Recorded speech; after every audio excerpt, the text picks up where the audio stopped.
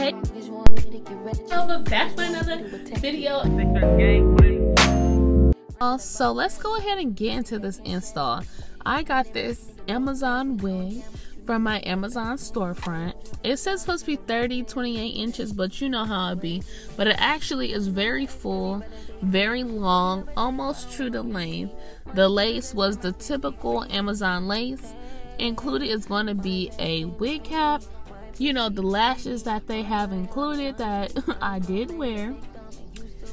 Also inside we have some rubber bands for cute styling, and somehow they knew I was thinking about doing too much with this wig. And of course the lace band. I love how the companies are now sending out the extra goodies that entice you to come back and shop with them. As you can see, the hair is actually very well to be Amazon. At the time it was under $200. You can look at my Amazon storefront. I'm not sure about the price, if it's been updated or decreased, but overall good hair. And of course, before we do any customization to it, I want to get like a before stance. So as you can see here, the wig is extremely full.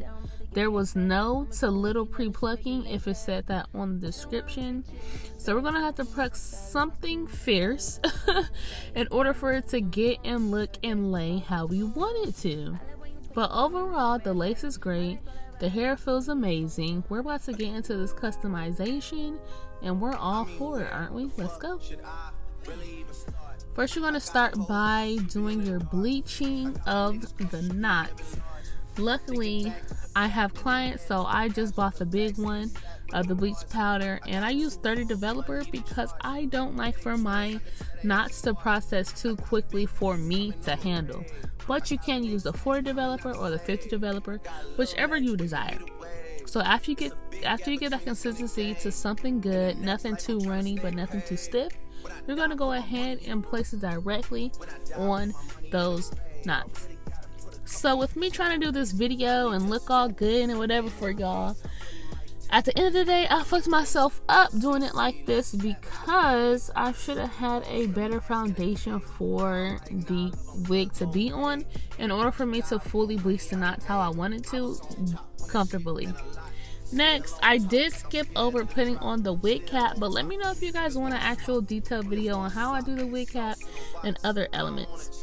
So you're going to take your foundation shade, whether it be liquid foundation, Ruby Kisses foundation, whichever contour palette that you have, you're going to go ahead and put that shade on there, and actually a hint lighter so that it cancels out the white cast of the cap and of the wig. Next, you're going to go ahead and cut off your cap. However, for mine, I've been having trouble just keeping the ear tabs down or putting enough glue on the ear tab so that it dries equally with the entire cap. Fortunately, I noticed it before I cut it off, so I'm just letting it dry a little bit more before I finish doing that. As you can see, boom, it's dry. The lace is not. The knots are tinted, and you're going to take that same color you put on your cap and slather it, lay it, basically dye that wig by your Ruby Kisses color. And don't forget to put it in front of the hairline. This is where the melting occurs. When you have the same color, it looks amazing. We're fitting the wig, and y'all, I'm not gonna lie, I plucked. I felt like I plucked, like over plucked. But looking back at this video, I'm like, yeah, I could have plucked some more. So by now, I did my 3 layers. This is my last layer. I'm waiting for it to dry. I like to do thick layers from the cap all the way back so that it has a strong hold and that it lasts a little longer. Because I can't stand putting that little thin piece, a thin amount of lace glue, you know, I cannot. As you can see, we are melting and we're hot combing for style. I love that this wig was a 13 by 6 because as you can see, that deep part is deep. And we love that.